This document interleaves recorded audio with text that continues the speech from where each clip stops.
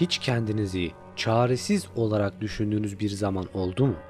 Veya kafayı yemek üzere gibi hissettiniz mi? Elinizden hiçbir şeyin gelmeyeceğini bilmek ne kadar acıdır. Yolda giderken insanlara bakarsın.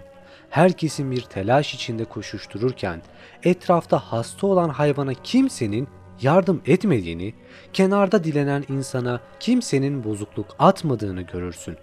Herkesin gergin ve her an patlayacak bir bomba misali olduğunu fark etmek ne kadar korkunç gelir. Asıl korkunç olan şey ise iş yerlerimizdeki hiç sevmediğimiz insanlara yapmacık bir maske takıp gülümsemek ve bunu her gün tekrarlamak. Bana kalırsa asıl korkunç olan budur. Tüm bunları düşününce Joker'in haklı olduğunu fark ederiz. Sahi, Joker neden haklıydı ki? Onun amacı dünyayı kaosu getirmek mi? Yoksa insanların içinde sakladıkları gerçek benliğini ortaya çıkarmak mı? Sizlere bir soru yönelterek klasik girişi yaparak başlamak istiyorum. Hayatı yaşarken kötü insan olmamak için çabalarız. Çalmayız, kadınlara veya erkeklere zarar vermeyiz. Hayvanları ise öldürmeyiz. Peki bunları iyi biri olduğumuz için mi, yoksa toplumun size karşı bakış açısının kötü olup hapse girmekten korktuğunuz için mi yapıyorsunuz? Veyahut da dini olarak Allah'tan korktuğunuz için mi? Size göre iyilik nedir ki? İşte tüm bu soruların cevaplarını bu videoda bulabileceğiniz gibi yeni sorulara da ışık olacak bir hikaye anlatacağım. Bu yüzden bu emeğimin karşılığında 1000 beğeni gelirse Thanos neden haklı veya V for Vendetta gibi kötülerin neden haklı olduğuna dair bir seri yapacağım. Aynı zamanda Twitch yayınlarıma gelerek bana maddi destek olan arkadaşlarımıza da gerçekten çok teşekkür ederim. Onların vermiş olduğu bu maddi destekler ve bağışlar sayesinde videoları daha kaliteli hale getirecek zaman bulabiliyorum. Sen de Twitch üzerinden yapmış olduğumuz yayınlara gelerek bizlerle oyun oynayabilir, sohbet edebilir veya yaptığımız çekilişlere katılabilirsin. Etkinlikler yaptığımız Discord sunucumuza da gelerek keyifli zamanlar geçirebilirsin. Bu yüzden linkler açıklama kısmında. Lafı fazla uzatmadan ben Masalcı Dede, videoma ve asıl hikayesi kanalıma hoş geldiniz. Joker aslında bir kişi değil, fikirdir.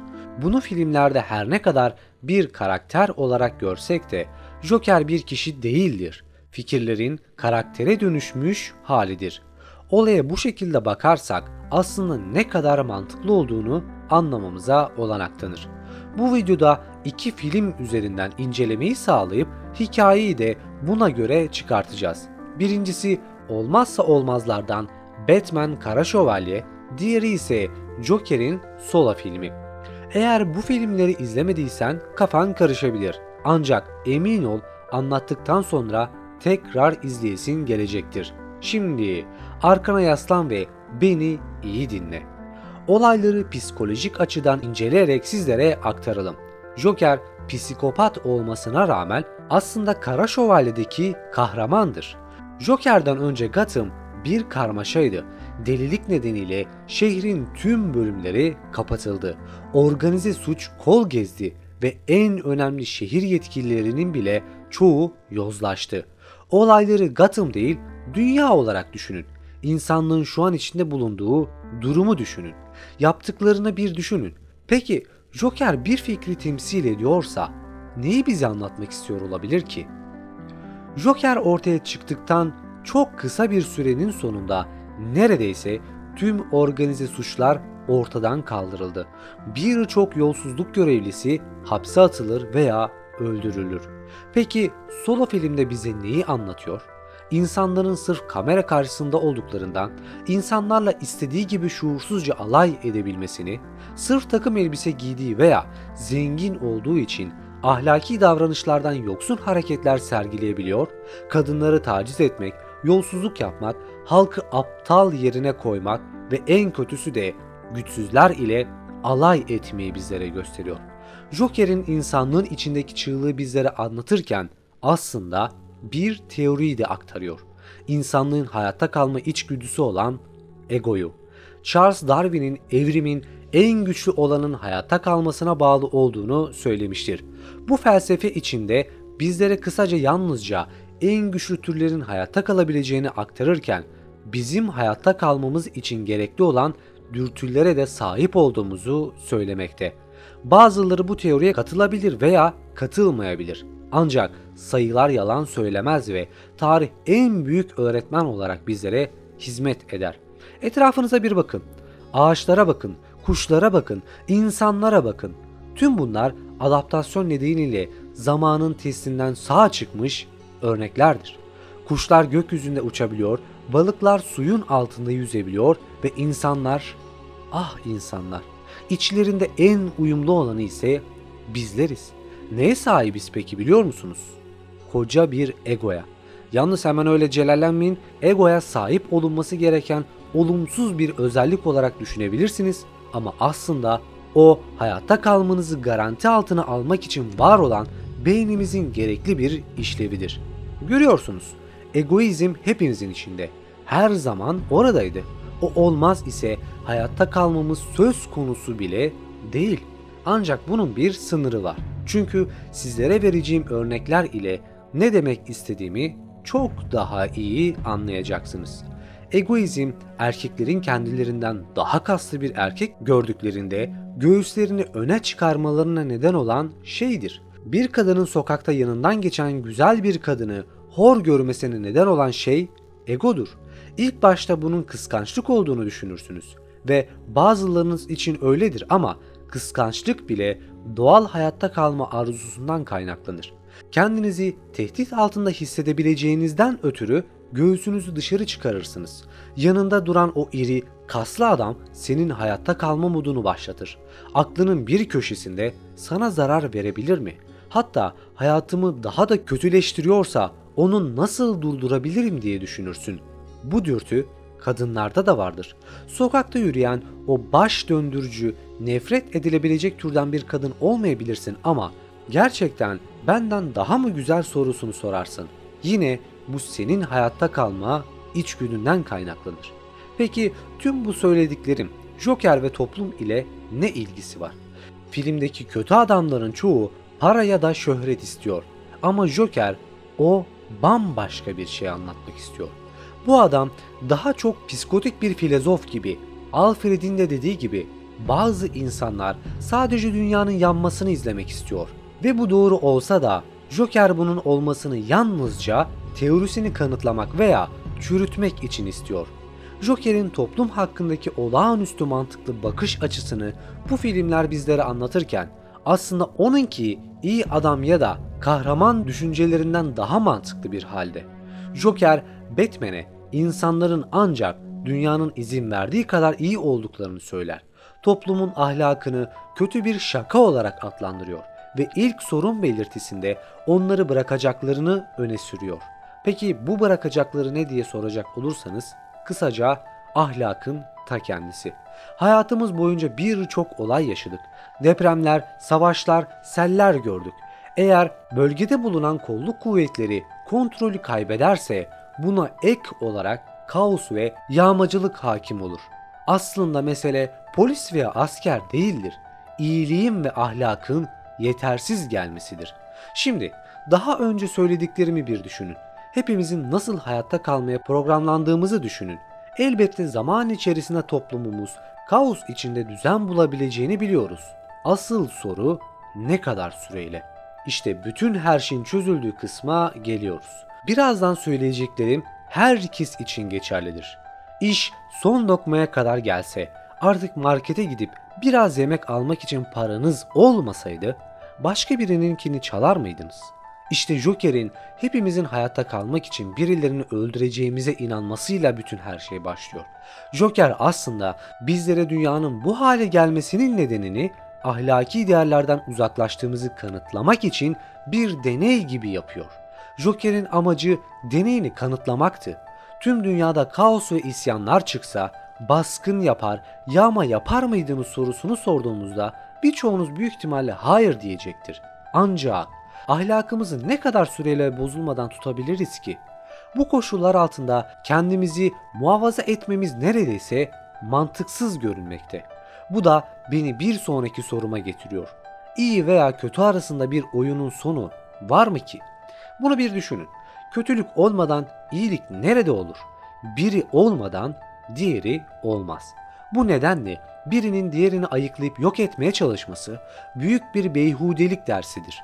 Ancak bu iyinin kötülükle savaşmayı bırakması gerektiği anlamına da gelmez.